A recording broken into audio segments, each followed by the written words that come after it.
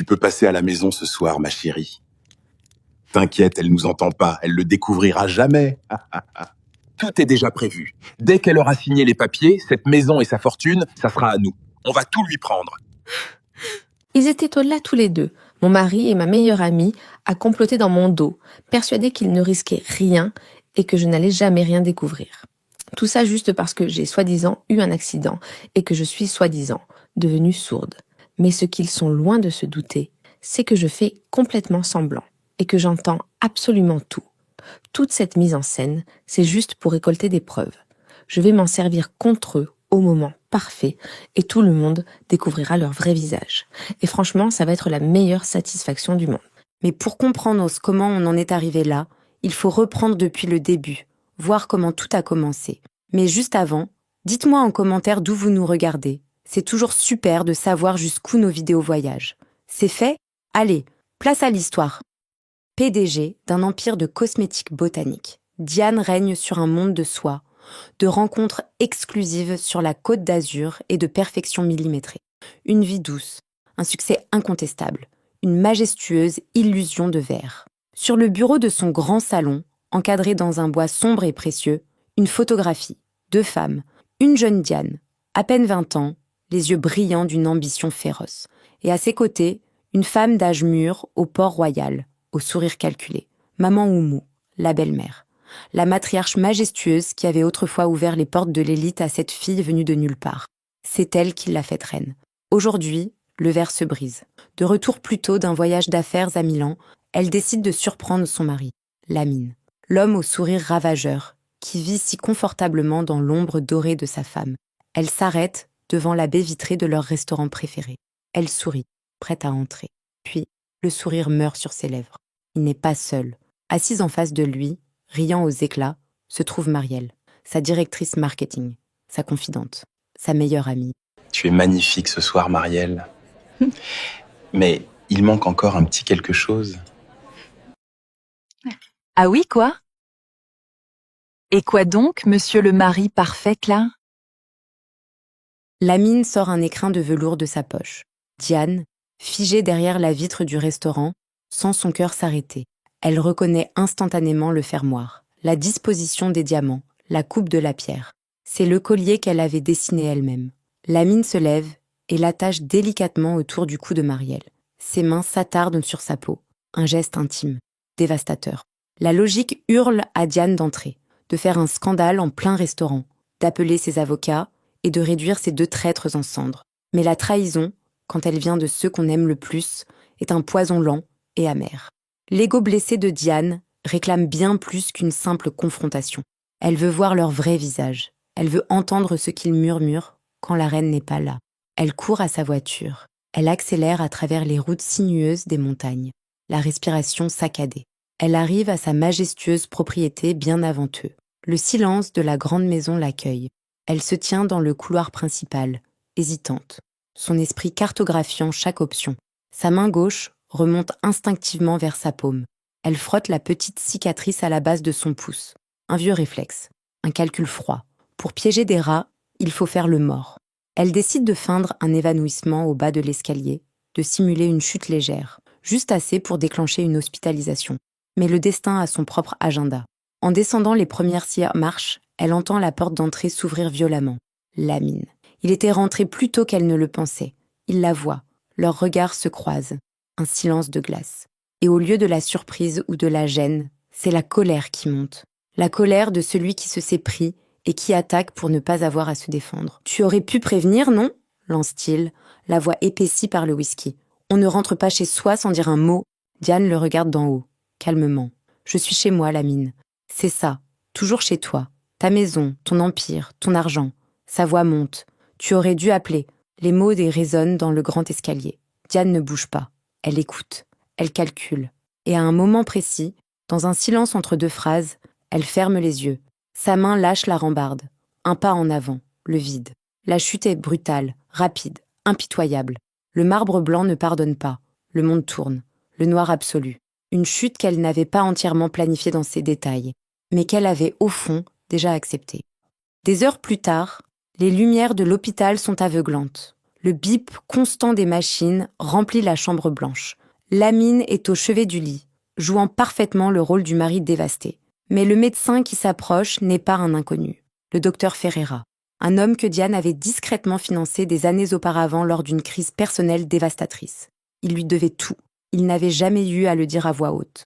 Un regard entre eux suffit. Monsieur, je suis navré. Le traumatisme crânien et les lésions spinales causées par la chute sont très sévères. Votre femme souffre d'une paralysie motrique totale.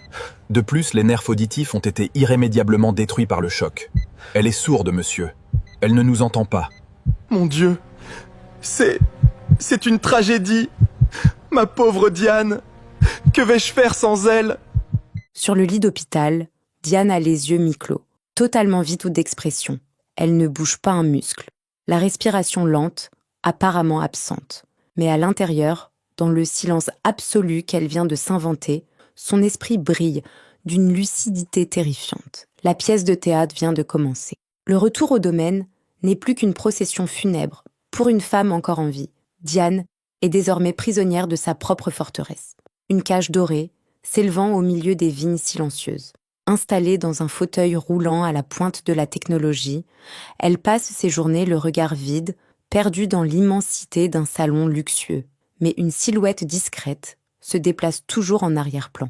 Khadija, infirmière particulière, recrutée par Diane elle-même des années auparavant, avant le mariage, avant l'Empire. Une femme de confiance absolue, invisible aux yeux de Lamine, qui l'a gardée par pure apparence de mari dévoué. C'est Khadija qui couvre les nuits de Diane. C'est elle qui écarte chaque physiothérapeute externe, avec des rapports médicaux signés par le docteur Ferreira. C'est elle qui frappe doucement à la porte, quand Lamine s'approche à une heure inattendue. Sans Khadija, l'illusion s'effondrerait en une nuit. Quand le soleil se couche et que la maison plonge dans le silence, le fantôme s'éveille. La nuit, l'obscurité. Diane repousse lentement la couverture en cachemire. Ses pieds nus touchent le parquet glacé. Ses jambes, prétendument mortes, la soutiennent avec une fermeté redoutable. Le visage dur, dénué de toute faiblesse, elle se déplace dans sa propre maison comme une ombre vengeresse. Avec une précision chirurgicale, elle glisse de minuscules caméras dans les plinthes en bois sombre. Elle dissimule des dictaphones de haute technologie dans le feuillage épais des orchidées rares et entre les pampilles de cristal du grand lustre. Chaque recoin de son domaine devient son œil, chaque pièce, son oreille. Le lendemain matin, le véritable spectacle commence. Diane est assise près de la grande baie vitrée, fixant un point invisible sur le mur. Le soleil matinal illumine son visage impassible. Des pas résonnent lourdement sur le marbre. Lamine entre dans le salon, suivi de près par Marielle. Il ne baisse même pas la voix. Pourquoi le ferait-il? Pour eux, la reine est tombée, elle n'est plus qu'une relique précieuse, un simple meuble d'ornement. C'est épuisant de la voir comme ça tous les jours, soupire Lamine.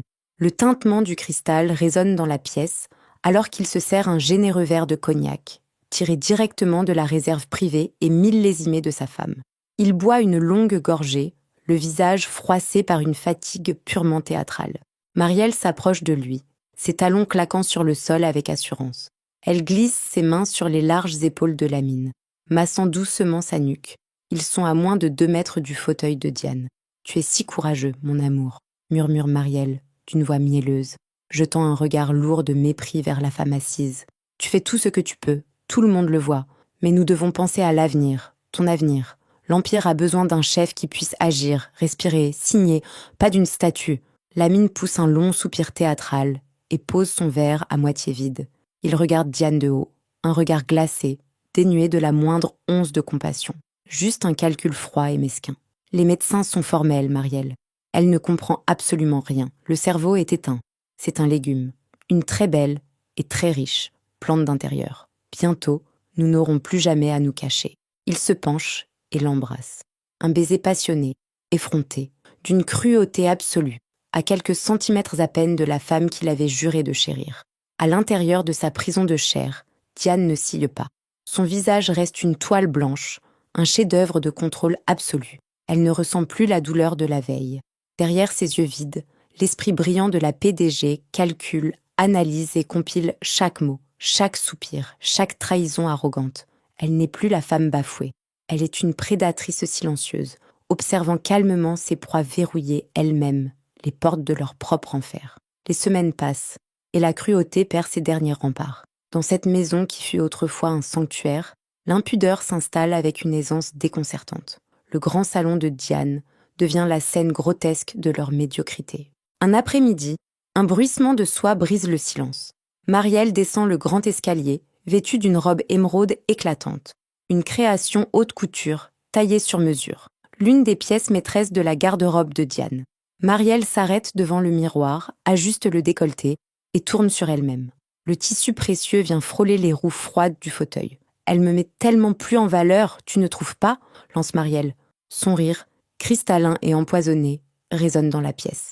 Le vert n'a jamais été sa couleur de toute façon. Sur le grand canapé en cuir, Lamine l'observe, amusé. Il a le téléphone collé à l'oreille, se plaignant à un ami avec une arrogance qui frôle la caricature. « Non, mon frère, tu ne peux pas comprendre le calvaire. C'est une corvée absolue. Jouer le mari martyr devant le personnel, s'assurer qu'elle ne bave pas sur les coussins de créateur. Ça m'épuise. Heureusement que sa cave à vin était bien fournie pour m'aider à supporter tout ça. » Il éclate d'un rire gras et satisfait. La vanité pathétique d'un homme qui se croit roi alors qu'il ne fait que piller un château endormi. Une semaine plus tard, Diane reçoit une visite inattendue. Maman Oumou. La belle-mère entre avec sa grâce habituelle, s'installe dans le grand fauteuil en face du fauteuil roulant et commande un thé à Khadija d'un simple geste de la main, comme si elle était chez elle. Elle sirote sa tasse en silence. Puis, après un long moment, elle pose les yeux sur Diane. « Tu as toujours été trop brillante pour ton propre bien, ma chérie, » dit-elle doucement. Sa voix est chaude, maternelle. Ses yeux, eux, ne sourient pas. Elle part peu après. Diane ne réagit pas. Khadija, qui observait depuis l'encadrement de la porte, attend que les pas s'éloignent et murmure. Elle a regardé partout, chaque coin de la pièce. Diane fixe le vide. Sa main gauche remonte vers sa paume. Elle frotte la cicatrice. Lentement. Le coup de grâce frappe un soir de pluie, sous un ciel lourd et menaçant. L'orage bat violemment contre les grandes baies vitrées.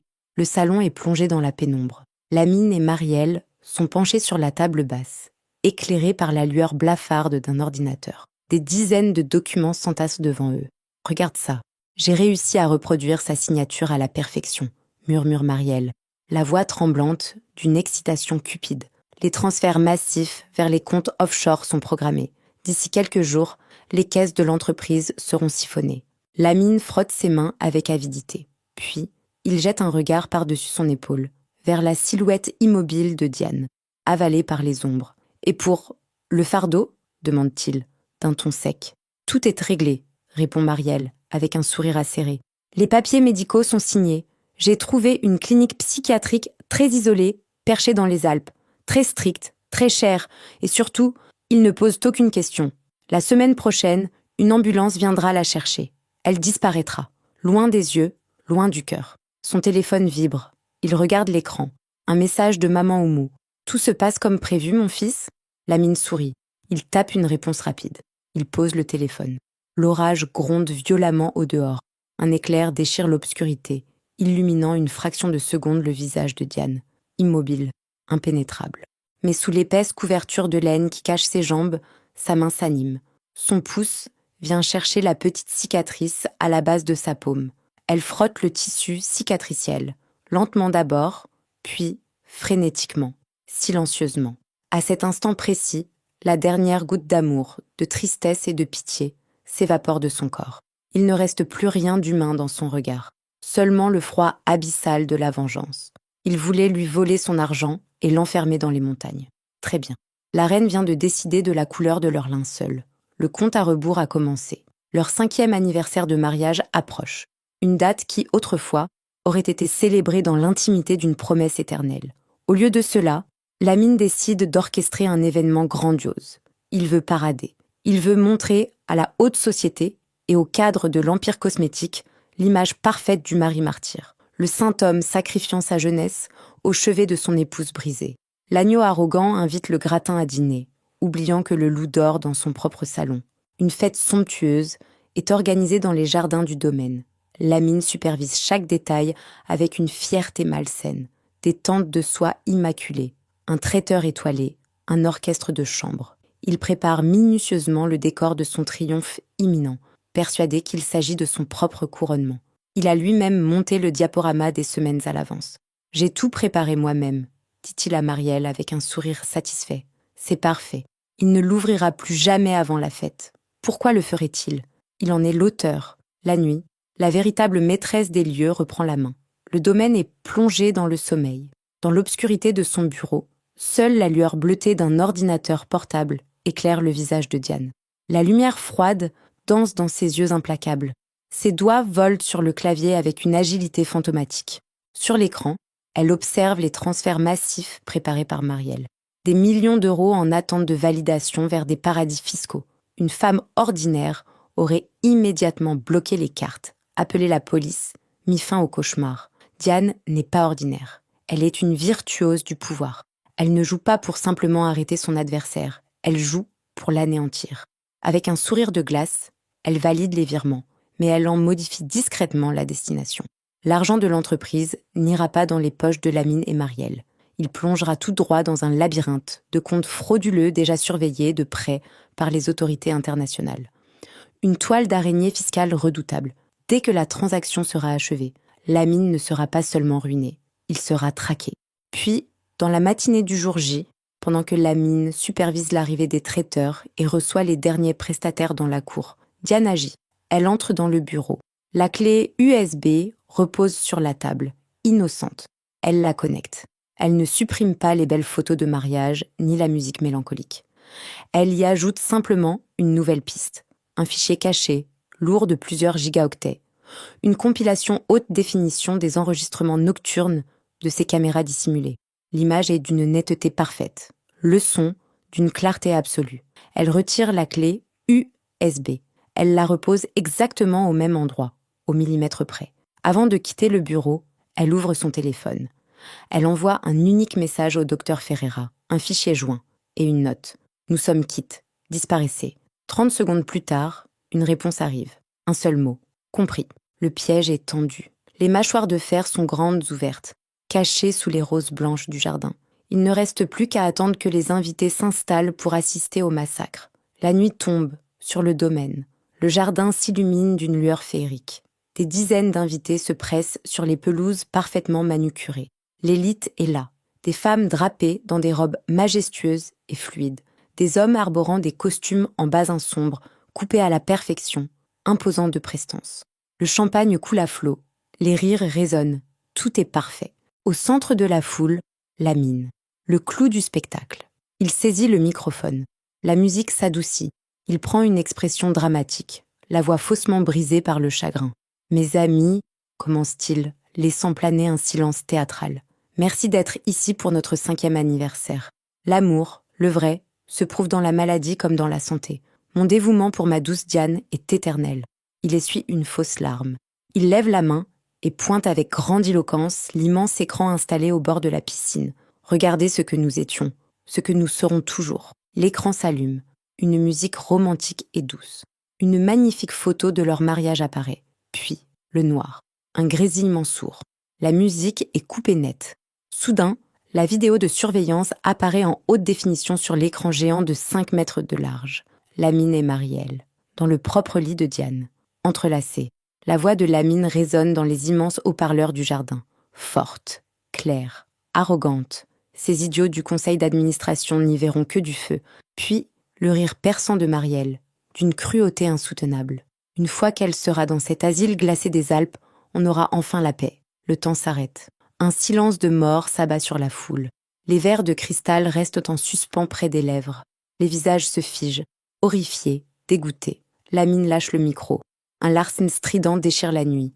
Marielle plaque ses mains sur sa bouche, le visage livide, tremblante de terreur. Tous les regards convergent alors vers la terrasse. Le fauteuil roulant. Diane, immobile. Lentement, ses mains délicates saisissent la luxueuse couverture de cachemire qui cache ses jambes prétendument mortes. Elle la repousse. Le tissu glisse sur le sol avec un frisson. Un murmure d'effroi parcourt l'assemblée. Diane pose un pied sur le marbre de la terrasse. Puis l'autre, lentement, avec une grâce majestueuse et meurtrière. Elle se lève. Perchée sur ses talons aiguilles, vertigineux, elle redresse la taille.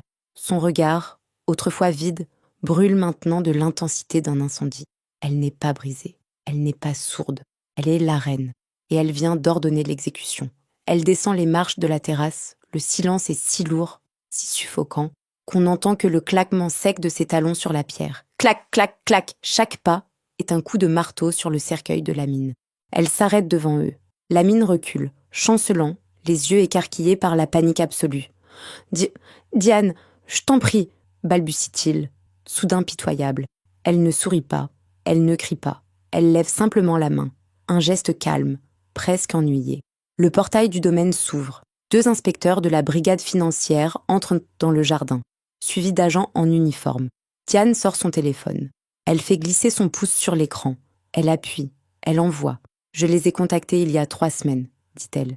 Ils attendaient juste la confirmation publique. Sa voix, qu'ils croyaient éteinte à jamais, est un murmure de velours et d'acier, tranchante comme une lame. Marielle s'effondre en larmes, ruinée. Lamine baisse la tête, détruit. L'arrogance réduite en cendres. La foule s'écarte, formant une haie d'honneur silencieuse et implacable. Sous les regards chargés de mépris de toute la haute société, les 2 traîtres traversent le jardin, marchant vers leur propre fin. La catharsis est absolue. L'échec est mat et parfait. Le jardin se vide. La police est partie. Les invités, encore sous le choc, se sont dispersés dans la nuit. Le silence retombe sur le domaine, lourd mais purifié. La victoire a un goût enivrant. Diane retourne dans la pénombre de son bureau, seule. Elle ferme les portes, s'assoit dans son grand fauteuil de cuir et ouvre son ordinateur portable. Elle vérifie le tableau de bord financier de l'entreprise. Comme prévu, les fonds que Lamine essayait de voler ont été saisis et sont déjà en cours de rapatriement. Tout est parfait. Le roi des imbéciles a été balayé du plateau. Soudain, un bip aigu, une anomalie, une fenêtre contextuelle au centre de l'écran, bordée d'un rouge agressif. Diane fronce les sourcils. Ses doigts volent sur le clavier. Elle ouvre l'accès à ses comptes personnels offshore, l'argent intouchable de son empire, son filet de sécurité absolue. Les chiffres s'affichent. 0.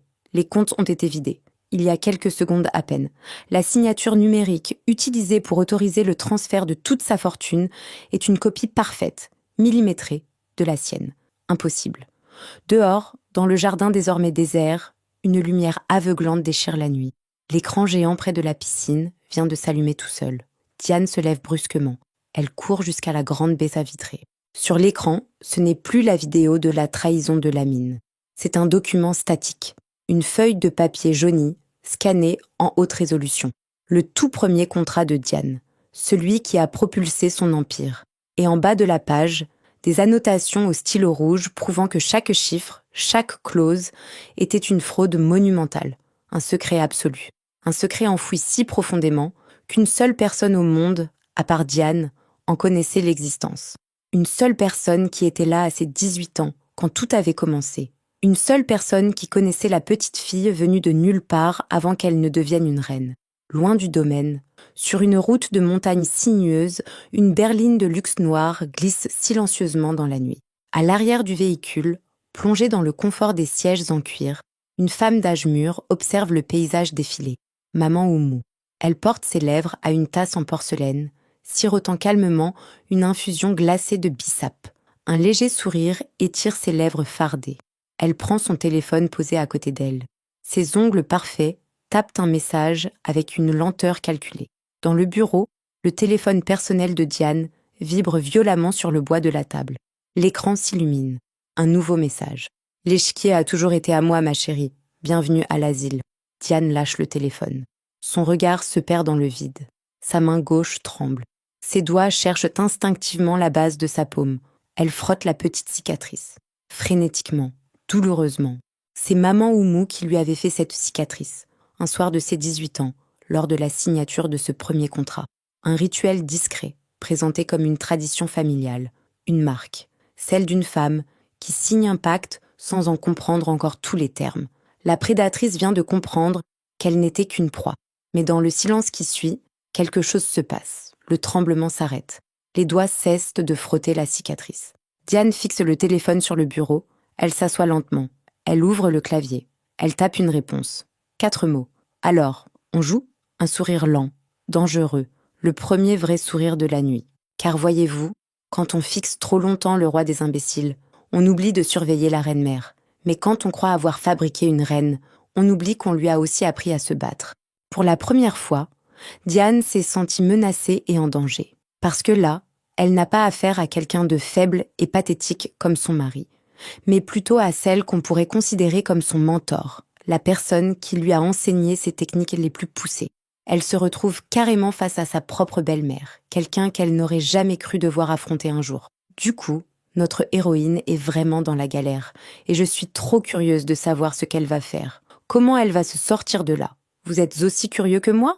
Si oui, mettez partie 2 dans les commentaires, pour que je vous sorte la suite de l'histoire le plus vite possible. À très vite.